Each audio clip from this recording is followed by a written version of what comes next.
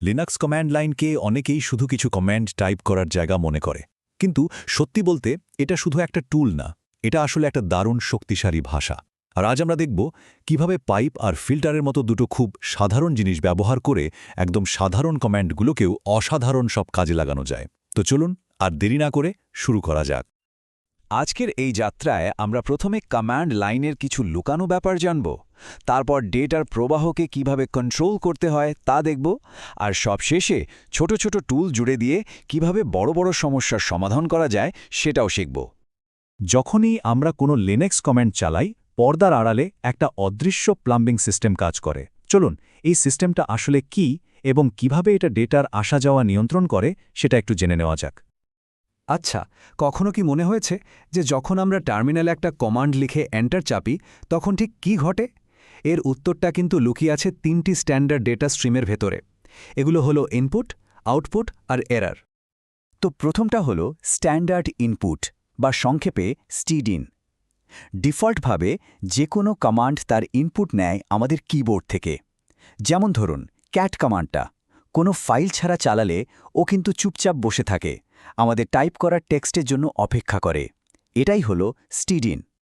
এরপর আসে standard output বা স্ট্যান্ড আউট, মানে একটা কমান্ড ঠিকঠাকভাবে রান করার পর যে রেজাল্টটা দেয় সেটা। সাধারণত এই আউটপুটটা আমরা সরাসরি আমাদের মনিটরের স্ক্রিনে দেখতে পাই। যেমন এলএস কমান্ড দিলে ফাইলের যে তালিকাটা আসে ওটাই হলো স্ট্যান্ড আউট। আর সবশেষে আছে স্ট্যান্ডার্ড এরর বা স্টেডার। নাম শুনেই বোঝা যাচ্ছে কোনো কমান্ড চালাতে গিয়ে যদি কোনো সমস্যা বা ভুল হয় তাহলে যে এরর মেসেজটা আসে সেটাই এখানে পাঠানো হয়। মজার ব্যাপার হলো ডিফল্টভাবে এটাও কিন্তু আমাদের মনিটরই দেখানো হয়। যেমন এমন একটা ফাইলের নাম দিয়ে ক্যাট কমান্ড চালালেন যেটা আসলে নেই, তখন যে মেসেজটা আসে ওটা স্টেডারের মাধ্যমে আসে।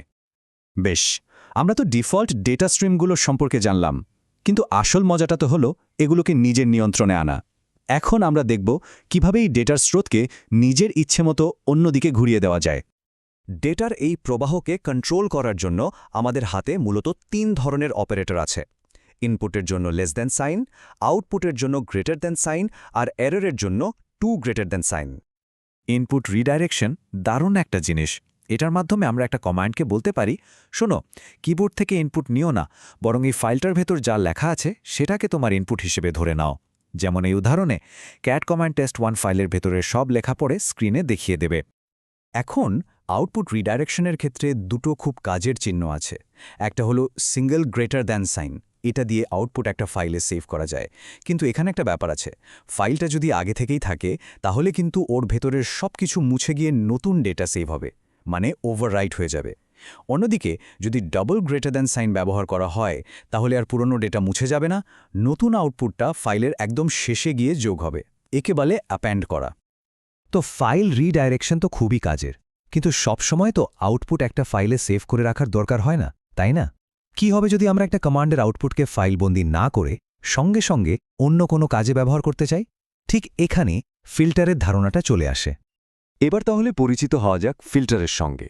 ফিল্টার হলো এমন কিছু বিশেষ টুল যেগুলো ডেটার স্ট্রিমের ওপর কাজ করে, অনেকটা ওয়াটার ফিল্টারের মতো, যেটা পানির প্রবাহের মধ্যে থেকে ময়লা ছেঁকে ফেলে। এই টুলগুলো ডেটার প্রবাহ থেকে আমাদের দরকারি তথ্যটা ছেঁকে বের করে আনে বা ডেটাকে বদলে দেয়। খুব সহজ করে বললে ফিল্টার হলো এমন একটা প্রোগ্রাম যা স্ট্যান্ডার্ড ইনপুট থেকে ডেটা নেয়, সেটার ওপর কোনো একটা নির্দিষ্ট কাজ করে আর তারপর সেই কাজের ফলাফলটাকে স্ট্যান্ডার্ড আউটপুটে পাঠিয়ে দেয়। আমাদের কমান্ড লাইন টুল বক্সে এমন অনেক শক্তিশালী ফিল্টার আছে।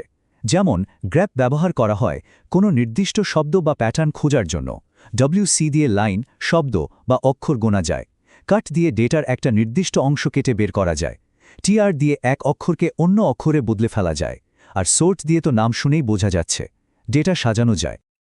আমরা ডেটা স্ট্রিম বুঝলাম, রিডিরেকশন শিখলাম, ফিল্টারও চিনলাম।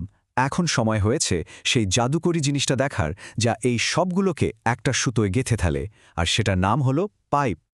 এই ছবিটা দেখলেই পাইপের কাজটা একদম পরিষ্কার হয়ে যাবে। পাইপ চিহ্নটা যা করে তা হল প্রথম কমান্ডের যে স্ট্যান্ডার্ড আউটপুট সেটাকে সরাসরি দ্বিতীয় কমান্ডের স্ট্যান্ডার্ড ইনপুট হিসেবে পাঠিয়ে দেয়, মানে দুটো কমান্ডের মধ্যে একটা সরাসরি ডেটা চলাচলের রাস্তা তৈরি করে দেয়। আর এটার সবচেয়ে বড় সুবিধাটা কি জানেন? কোনো টেম্পোরারি ফাইল বানানোর একদমই দরকার হয় না। এক কমান্ডের আউটপুট সরাসরি পরের কমান্ডের ইনপুট হয়ে যায়। যেমন ধরুন ls পাইপ মোর। এখানে ls কমান্ডের লম্বা ফাইল লিস্টটা মোর কমান্ডে চলে যায়, যার ফলে আমরা একবারে এক স্ক্রিন করে আউটপুটটা আরামে দেখতে পারি। এবার আমরা দেখব কিভাবে এই ছোট ছোট টুল আর পাইপ ব্যবহার করে শক্তিশালী কমান্ডের একটা চেইন তৈরি করা যায়, যা দিয়ে বাস্তব জীবনের অনেক জটিল সমস্যার সমাধানও এক লাইনে করে ফেলা সম্ভব। চলুন একটা খুব সাধারণ উদাহরণ দিয়ে শুরু করি। ধরুন আমরা জানতে চাই আমাদের বর্তমান ডিরেক্টরিতে মোট কতগুলো ফাইল আর ফোল্ডার আছে। এই সহজ কাজটা কিন্তু আমরা একটা মাত্র কমান্ড লাইনে করে ফেলতে পারি। এই কমান্ডটা দেখুন, ls/wc-l। এখানে কি হচ্ছে, ls প্রথমে ডিরেক্টরির সব আইটেমের একটা তালিকা তৈরি করল।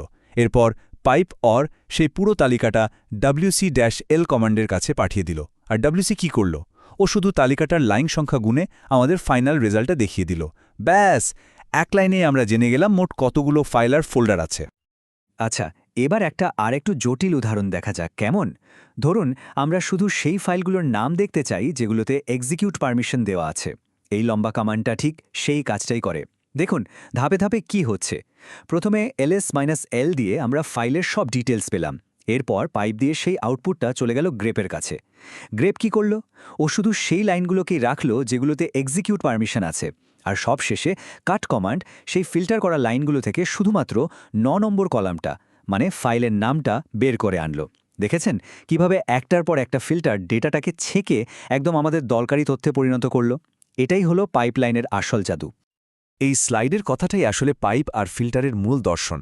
অর্থাৎ একটা বিশাল টুল না বানিয়ে ছোট ছোট বিশেষায়িত টুল বানানো, যেগুলো একটা নির্দিষ্ট কাজ খুব ভালো পারে, আর তারপর প্রয়োজন অনুযায়ী সেগুলোকে পাইপ দিয়ে জুড়ে দিয়ে বড় আর জটিল সমস্যা সমাধান করা। তো এই বিল্ডিং ব্লকগুলো তো আমাদের হাতে চলে এসেছে।